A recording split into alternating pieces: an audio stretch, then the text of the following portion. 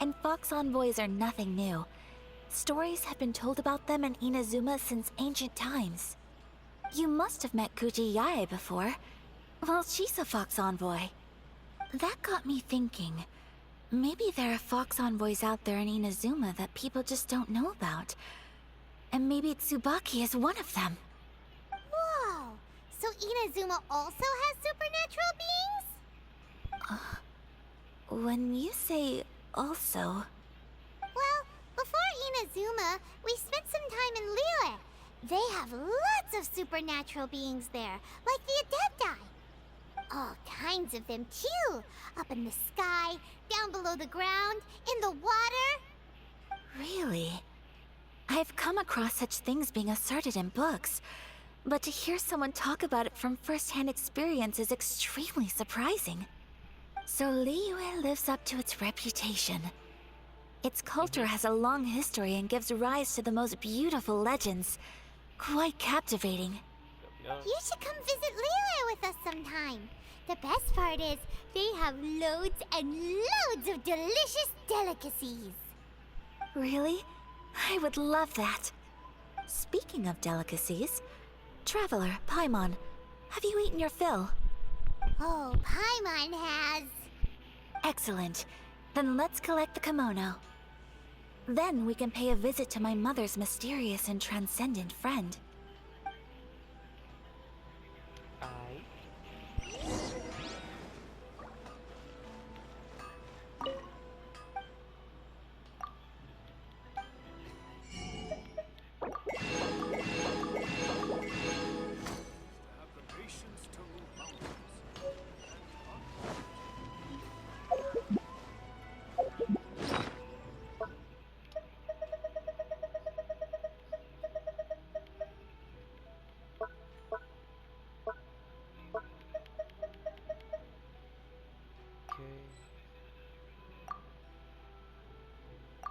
Sushi.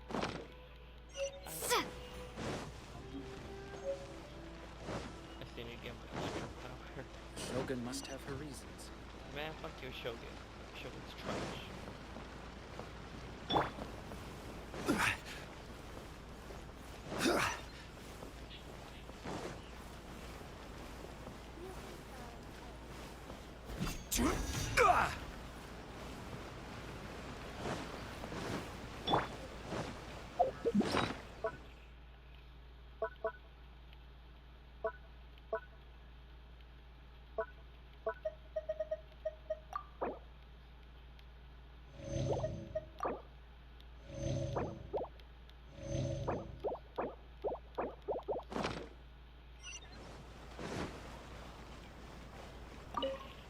La la la la.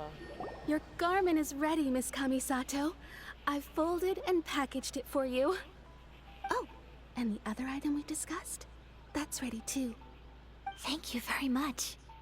No, thank you. It is a beautiful piece of clothing, and it was a pleasure to work on. See you again next time.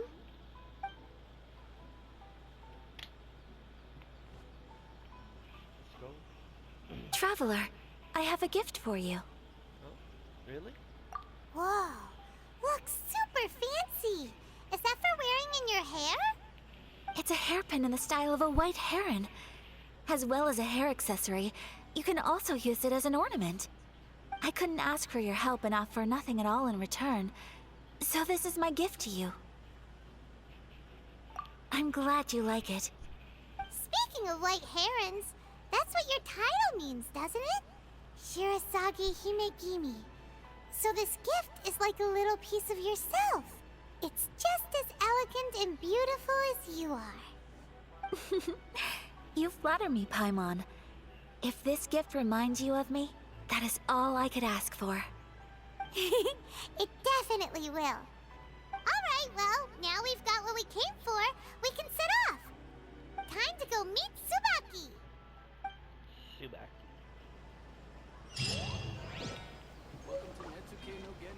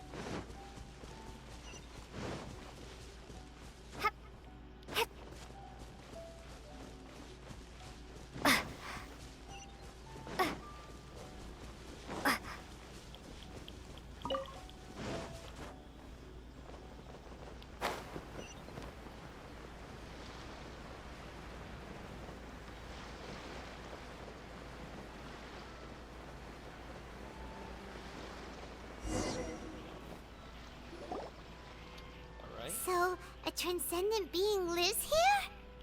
Ugh. If someone lives here, then why is it so chilly?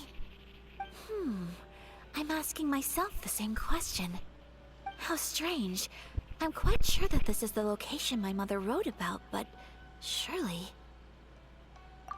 I'm starting to have second thoughts. But since we're here, I still think we should go inside and explore in full. Yeah, makes sense. Who knows? Maybe there's a surprise waiting in there for us. So, what does the notebook say exactly? Let me think. A crane brings one fresh flower in its beak to decorate my hair, while a white rabbit sews a hemline from 4 rays of moonlight. Dressed appropriately, I face eastward and call out Tsubaki's name 7 times. In the blink of an eye, I'm standing on the path that leads to her house. Sounds like a fairy tale. So your mom would do a little ritual, and just like that, Tsubaki would come to meet her? I have a feeling that it could be some sort of code. Let's get a little closer before coming to any conclusions. Good idea.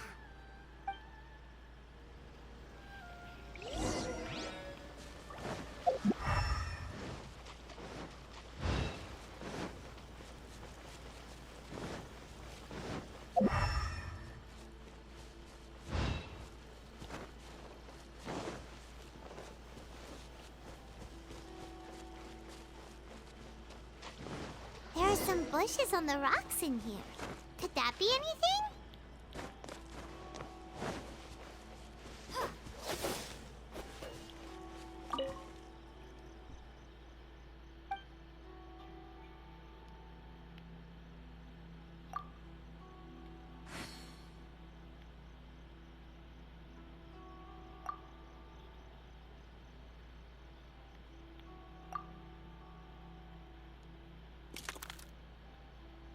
Strange.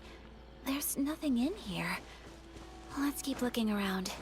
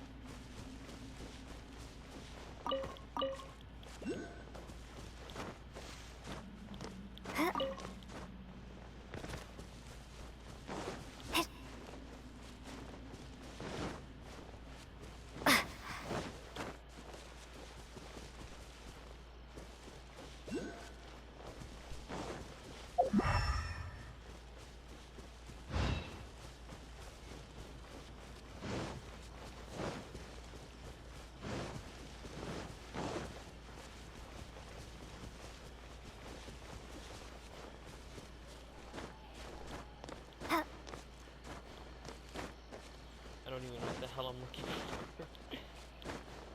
Another one.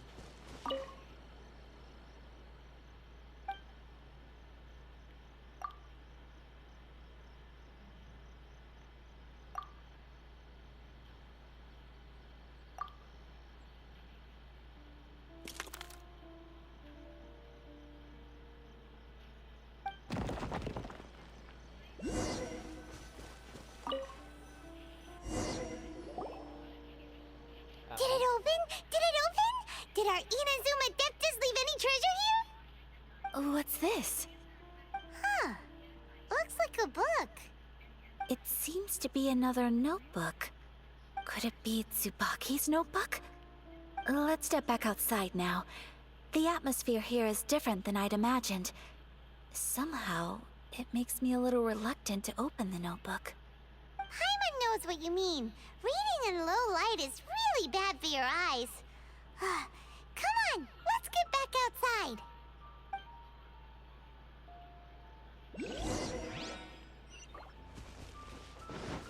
Hup.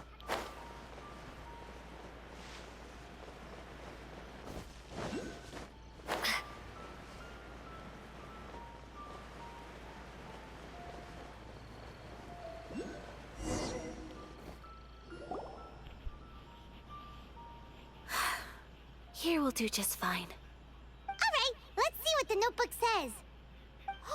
Ooh, Paimon bets it's all about mysterious treasure! Ah, so exciting! What is it? Why are you whispering all of a sudden? You're making Paimon nervous.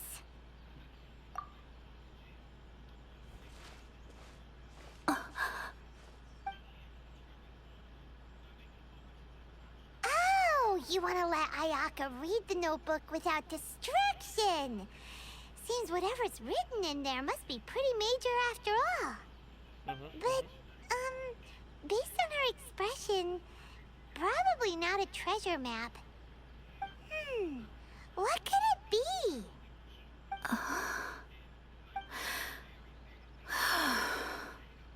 Traveler, Paimon, sorry to keep you waiting so long. No worries, it wasn't long at all. You're a very fast reader. Yes, I have. I think I ought to share the truth of this notebook with you both. Even though the contents are completely different than what I was expecting. Different how? You mean it wasn't a Fox Envoy who wrote this? Not a Fox Envoy, no. It turns out that Tsubaki's real identity is my mother herself. Huh? Surprised? Me too. But that's what it says at the very beginning of the notebook. Tsubaki and I are the same person, and yet we are different. When I become Tsubaki, I stop being Kamisato Kayo and become the most ordinary woman in the world. What follows in these pages is the ordinary, everyday life of a regular person. Nothing more, nothing less. This notebook is, for the most part, a collection of my mother's musings, both private and trivial. All of the things we thought were about Tsubaki were in fact about my mother herself. So, that means that the kimono design and the international dishes... Are things that my mother wished to try, yes.